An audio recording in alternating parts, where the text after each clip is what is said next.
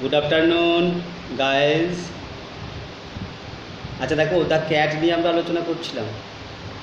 The ক্যাটের unit 1 সামনাসামনি পড়িয়ে দিয়েছি, ইউনিট 2 আগের ক্লাসে দিয়েছি অনলাইনে। আজকে আমরা আলোচনা করব ইউনিট 3। ইউনিট 3টা বেশ ভালো লেগেছে না? হ্যাঁ, বেশ মজা না? ঠিক আছে, বেশ। তাহলে দেখো, আমরা কিন্তু ওই লেখক যেটা আমাদেরকে জানাতে চাইছেন সেটা কিন্তু আমরা এবার পাবো ইউনিট 3তে। যে উনি কী জানাতে চাইছেন সেই কথাটা মনে আছে, যে সন্ধ্যার অন্ধকার নামার সঙ্গে সঙ্গে লক্ষ্য করো যে বেড়াল কি হয়। মানে সন্ধ্যা নামার সঙ্গে সঙ্গে বেড়ালের আসল চরিত্র কিন্তু ফুটে ওঠে। দেখো, when the family has finished tea, unit 2তে কী পেয়েছিলাম গো? টি ছিল বিকেলবেলায়। যখন পরিবারে সবার চা খাওয়া শেষ হলো, and gathers round the fire, সবাই আগুনের পাশে গিয়ে বসলো। তাকে এখানে খটকা লাগবে যে চা খেয়ে আবার আগুনের পাশে বসবে। কোথাকার গল্প এটা? এই গল্পটা হচ্ছে ওয়েস্টার্ন কান্ট্রিজের গল্প, অর্থাৎ যেখানে তোমার হচ্ছে শীতপ্রধান দেশ। শীতপ্রধান দেশে কী হয় গো?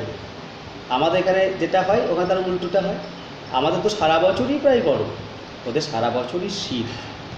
এমন শীতটা এমন, বুঝলে, শীতটা এমন যেটা আমাদের এখানে চরম পর্যায়ে, ওদের ওখানে সেটা হচ্ছে কি কম। ও দেশে তোমার যখন শীত হয়, মানে যখন বরফপাত হয়, তখন কী পরিমাণ ঠান্ডা হয় বোঝো। যখন তুষারপাত হয় তখন কী হয়, সবাইকে আগুনের পাশে গিয়ে বসতে হয়। ফায়ার, প্রতিটি বাড়িতে কী হয়, একটা ফায়ার প্লেস থাকে, যাকে হার্ট বলে বা ফায়ার প্লেস বলে। সেই আগুনের পাশে গিয়ে সবাই বসে। আর শীতকালে জানো তো সন্ধ্যা তাড়াতাড়ি নামে, মানে বেলা ছোট হয়। তা চা খাওয়ার পরেই সবাই যখন আগুনের পাশে গিয়ে বসেছে, the cat casually goes out of the room, বেড়াল ধীরে ধীরে বাড়ির বাইরে চলে গেল। সবার আলোকে কিন্তু কেউ যায় না, আবার বেড়াল তাও এদিকে কোথাও আছে, কিন্তু বেড়াল চলে গেল বাড়ির বাইরে। True life now begins for him, এইবারে তার আসল জীবন শুরু। হি সন্টার্স ডাউন হিজ ওন ব্যাকওয়ার্ড, সে টুকটুক টুকটুক করে হাঁটতে হাঁটতে তার নিজে বাড়ির পেছন দিকে চলে যায়। যেটাকে আমরা চলতি ভাষায় কী বলি গো? বাড়ির পাঁদার। এ কথার ব্যবহার তোমার আজকাল আর হয় না, সবার পাকা বাড়ি হয়ে গেছে আর জায়গা বড় শর্ট, বুঝলে। ওই পাঁদার বলে এখন কথা তোমরা জানবে না। আমরা যখন ছোটো ছিলাম আমরা জানতাম বাড়ির পাঁদার মানে কেমন। দেখো, দেখবে গ্রামাঞ্চলে গেলে কী হয়, এখন ওই কথাগুলো পাবে তুমি। গ্রামাঞ্চলে কী হয়, এক একটা মানুষের প্রচুর জায়গা, বাড়ির পেছনে জায়গা, সামনে জায়গা, পাশে জায়গা। পেছনে কী করে, পেছনে এক দিলে কী হতো গো, মানে নোংরা আবর্জনা ফেলার জায়গা ছিল। বিশেষ করে তোমার সার বেশি হতো। এখন তো সব গ্যাসে রান্না হয়, তখন কী ছিল গো? কাঠ ছিল, ঘুঁটে ছিল, গুল ছিল, দিয়ে তোমার যে ছাইগুলো হতো সেই ছাইগুলো ফেলা হতো। আর গোয়াল ঘরের গোবর, পচা খড় ইত্যাদি ফেলা হতো, ওগুলো সার করতো। এটা বাড়ির পাঁদারে থাকে, কেমন। সেই বাড়ির পেছন দিকে কিন্তু সে ধীরে ধীরে চলে গেল। Springs to the top of the fence, spring মানে এখানে লাফানো, লাফিয়ে, ফেন্স মানে বাড়ির যে বেড়া আছে, ঠিক আছে, সেই বেড়াটাকে লাফিয়ে চলে গেল। Drop slightly down to the other side, বেড়াটাকে টপকে সীমানার ওপারে টপ করে নামে। বেড়াল টপ করেতে নামে, তাই না? বেড়াল যখন তোমার ঝাঁপ দেয়, দেখবে যত প্রতি ঝাঁপ দেয় কোনো আওয়াজ হয়, কোনো আওয়াজ পাবে না, তারপর টপ করে নেমে গেল। He trots across and skips to the roof of an empty shed. Trot মানে কী গো? দ্রুত পায়ে যাওয়া। অ্যাক্রস, অ্যাক্রস মানে দ্রুত পায়ে চলে যায়। And skips to the roof of an empty set, empty মানে হচ্ছে ফাঁকা, সেট মানে হচ্ছে কোনো একটা সেট, মানে ফাঁকা সেট মানে একটা আচ্ছাদন, কেমন, সেই ফাঁকা আচ্ছাদনের ছাদে গিয়ে কিন্তু চলে গেল লাফিয়ে।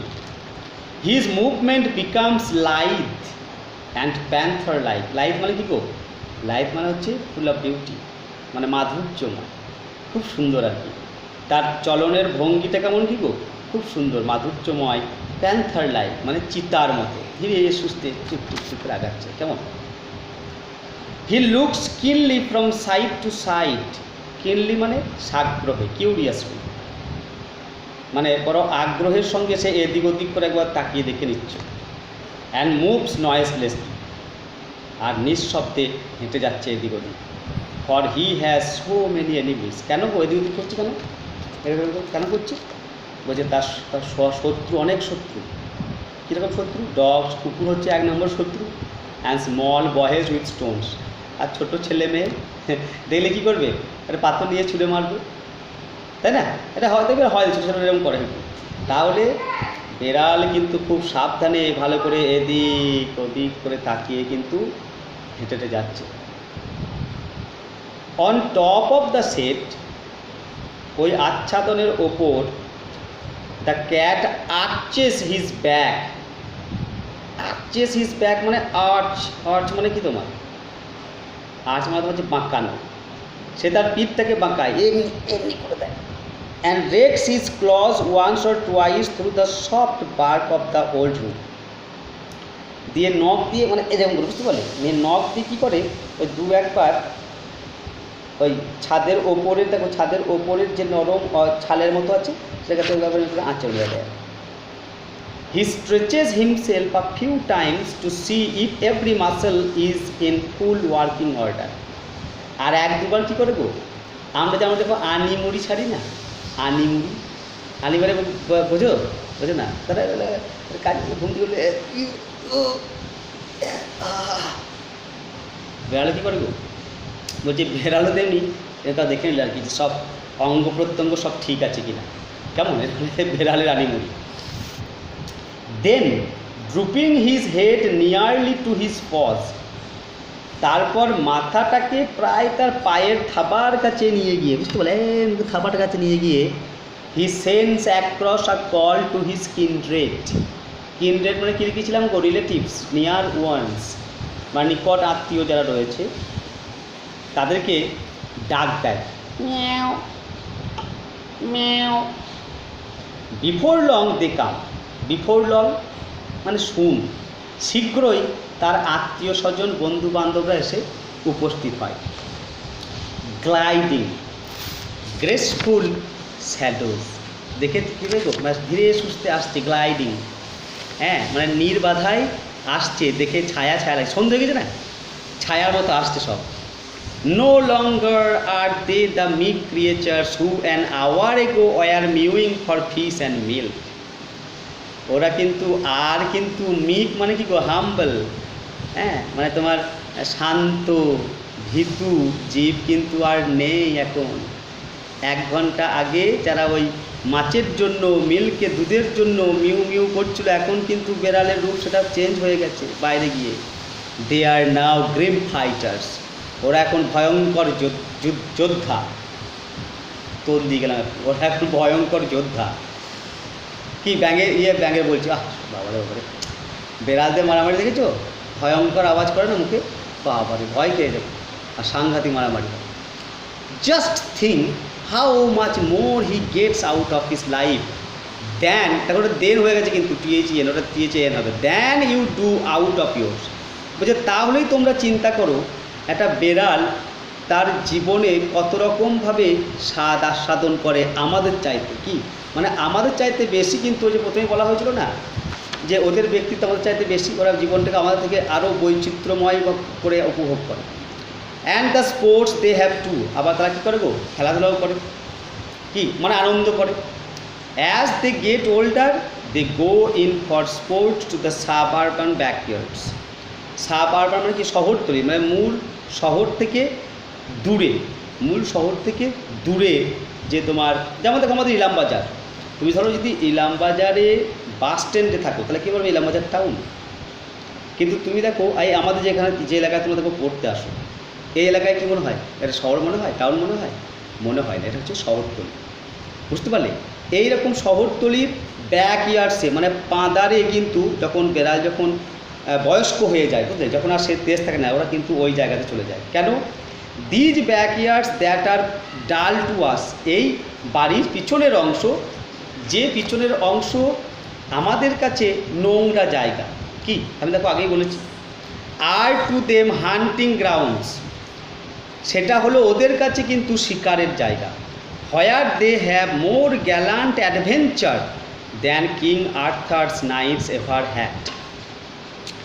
এবং এই বাড়ির পাঁদারে গিয়ে, বুঝলে, কিং আর্থারের যে সেনারা, নাইটস মানে তোমার যে উচ্চপদস্থ সৈনিক, ওই যে কিং আর্থার, তোমরা ক্লাস 8-এ পড়েছিলে সেই গল্পটা, রাজা আর্থারের কথা মনে আছে? সেই তলোয়ারটা পাথরের সঙ্গে লাগানো থাকবে। পাথরটাকে তোমার ওই কিং আর্থারের ছেলে সেই কিন্তু সেই ইয়েটাকে কী করবে, মানে কিং আর্থার যখন কিং আর্থারের বাবাকে কিন্তু বাবা মা কিন্তু ছেলেবেলাতে মারা যাবে, বুঝতে পারলে? তা সেই কিং আর্থার কী করবে, সেই তলোয়ারটাকে বের করতে। তা কিং আর্থারের যারা নাইটস ছিল, যারা উচ্চপদস্থ সৈনিক ছিল, তারা কী ছিল গো? তারা ছিল অ্যাডভেঞ্চারাস ছিল, মানে দুঃসাহসিক অভিজ্ঞতার মুখোমুখি হতো। মানে তারা কী দুঃসাহসিক, মানে প্রচুর ভয়ঙ্কর যুদ্ধ করে প্রজাদেরকে এবং রাজ্যকে রক্ষা করতো। বলছে এই জায়গাতে এসে, মানে এটাকে তুমি একটা কী বলবে, এটা হচ্ছে তোমার একটা মেটাফর, এটা একটা উপমা। কেমন? তাহলে বেড়ালকে তুলনা করা হচ্ছে কার সঙ্গে? বেড়ালকে তুলনা করা হচ্ছে কিং আর্থারের যে দুঃসাহসিক সৈনিকরা ছিলেন, নাইটসরা ছিলেন, তাদের সঙ্গে। তাহলে ওখানে তোমার কী পাচ্ছ তুমি বুঝতে পারছো? এটা স্পষ্ট বলা নাই। তাহলে ওই বাড়ির পেছনে অংশ গেবো, ওর বেড়ালদের খাবার, প্রিয় খাবার কি? ইঁদুর এগুলো পাওয়া যায়। কেমন? ওইখানে পায়। It is always spoken as a reproach against cats that they are more fond of their home than of the people in it. বলছে বেড়ালদেরকে কিন্তু প্রায়শই দোষারোপ করা হয় যে বেড়ালরা বাড়ির লোকেদের চাইতে বাড়িটার প্রতি তাদের টানটা বেশি হয়। কি কথাটা মানে বুঝি ভালো করে? এই কথা প্রায়ই বলা হয় যে বেড়ালটা হয়তো কোনো পরিবারের লোকজন মনে করতে পারে যে বেড়ালটা আমাদের খুব প্রিয়, কিন্তু সেই বেড়াল কিন্তু অ্যাকচুয়ালি সেই তাদেরকে ছাড়া, মানে পরিবারের লোকজনদেরকে ছাড়া পরিবারের যে বাড়ি, যে বাসস্থান, সেটিকে বেশি ভালোবাসে। ন্যাচারালি, স্বাভাবিকভাবেই, the cat doesn't like to leave his country, the land where all his friends are. স্বাভাবিকভাবেই বেড়াল কিন্তু তার দেখো যে দেশের বাড়ি, যে জায়গাতে তার সমস্ত বন্ধু বান্ধবেরা রয়েছে, সেই জায়গা ছেড়ে কিন্তু বেড়াল যেতে চায় না। অর্থাৎ যে জায়গাতে বেড়াল থাকে সেই জায়গা ছেড়ে বেড়াল কিন্তু সহজে যেতে চায় না। And where he knows every landmark. আর এই এলাকায় দীর্ঘদিন থাকার কারণে তার প্রতিটি, মানে এলাকার প্রতিটি জায়গা তার চেনা। Exiled in a new land, exile মানে নির্বাসিত হওয়া। নির্বাসন কথাটা দেখো অনেক বড় অর্থে ব্যবহার করা হয়। মানে আগেকার দিনে তোমার কি হতো, যে যেমন দেখো ব্রিটিশ আমলে যারা দেখো ব্রিটিশ সরকারের বিরুদ্ধে আমাদের যারা দেশপ্রেমিক, যারা স্বদেশী করতেন, বিপ্লবী, তারা যখন দেখো ব্রিটিশ সরকারের বিরুদ্ধে কথা বলতেন, বিদ্রোহ ঘোষণা করতেন, তাদেরকে নির্বাসনে পাঠানো হতো। নির্বাসন মানে দেখো এমন একটা দুর্গম জায়গায় পাঠিয়ে দিল যেখান থেকে তুমি আর আসতে পারবে না, হয়তো সেখানে তুমি না খেতে পেয়ে মারা গেলে আস্তে আস্তে, এগুলো নির্বাসন। এখানে তো একটা মানে বড় ব্যাপার, ঠিক আছে? কিন্তু এখানে কি বলছে, exiled in a new land, তার মানে কি একটা নতুন জায়গায় গিয়ে he would have to learn a new geography. তাহলে দেখো যে জায়গাতে দীর্ঘদিন ধরে ছিল, 10-15 বছর ধরে, তা সেই জায়গা ছেড়ে যখন নতুন জায়গায় যাবে, নতুন জায়গাতে গিয়ে আবার নতুন করে সেই জায়গার ভূগোল, মানে কোথায় কি আছে না আছে আবার নতুন করে জানতে হবে, শিখতে হবে। So when the family moves, তাই যখন কোনো পরিবার চলে যায়, the cat if allowed will stay at the old house.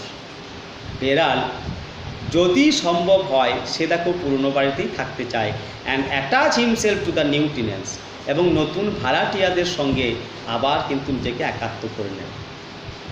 তাহলে এখানে তোমার মানে কাদের কথা বলছে, কোন পরিবারের কথা বলছি গো? মানে ভাড়াটিয়াদের কথা বলছি। ভাড়াটিয়ারা কী হয় গো, এক জায়গাতে থাকে। আমি ধরো একটু বেশিই বলে ফেললাম সময়টা। এখন কী হয়, একটা ভাড়াটা তোমার 3 বছর 5 বছর থাকে, বা 10-12 বছরও থাকে, তাই না? আগে থাকতো, এখন তোমার সময়টা অতটা যায় না, যাও আর কি। তা 3-4 বছর পরে যখন একটা ভাড়াটিয়া থাকে, তা সে যখন আবার চলে যায়, নতুন ভাড়াটিয়া আসে, তা বেড়ালটাকে যদি ওরা যদি সঙ্গে না নিয়ে যায়, বেড়াল ধরার পছন্দ করলে যে আমি এখানেই থাকবো, তার নতুন যে পরিবার আসবে সেই পরিবারের সঙ্গে কিন্তু খাপ খেয়ে যাবে, বুঝলে? তাহলে এতে কী প্রমাণিত হয়, যে বেড়াল কিন্তু মানুষগুলো থেকে ঘরটাকে বেশি ভালোবাসে, জায়গাটাকে বেশি ভালোবাসে। He will give them the privilege of boarding him while he enjoys life in his own way। সে কী করবে, মানে নতুন যে ভাড়াটিয়া এলো তাকে তার মতো থাকার সুবিধা করে দেবে, এবং সে কিন্তু নিজের মতো করে জীবনযাপন করবে, এবং আস্তে আস্তে সেই পরিবারের সঙ্গেও কী হবে, তার আগের পরিবারের মতো একটা একাত্মতা, একটা নিবিড় সম্পর্ক তৈরি হবে। কিন্তু এই সম্পর্ক কিসের গো? এটা বেড়ালের স্বার্থ রয়েছে, খাবার। তাই না? তাহলে এই হলো আমাদের দ্য ক্যাট। তাহলে লেখক দেখো প্রথমে যেটা বলেছিলেন যে বেড়ালকে আমরা সাধারণত কী মনে করি যে বেড়াল হলো বোকা, খাবার ছাড়া কিছু বোঝে না। কিন্তু লেখক বলেছিলেন যে বেড়ালের যে ব্যক্তিত্ব মানুষের ব্যক্তিত্বের থেকে অনেক বেশি বৈচিত্র্যময়। আর বেড়ালের আসল রূপ কখন দেখা যায়? সন্ধ্যার অন্ধকার নামার সময়। সেটাকে আমরা দেখতে পেলাম, তাই না? যাই হোক, এই হলো দ্য ক্যাট। তেমন কিছু এর মধ্যে কোনো মেসেজ বা বার্তা কিছু নাই, সাধারণ একটা গল্প। তোমরা এটা করো, শেষ করো, ভালো লাগবে। ঠিক আছে? আর প্রশ্নগুলো সব করে নিও, কেমন? রাখলাম, বাই, আবার দেখা হবে পরে।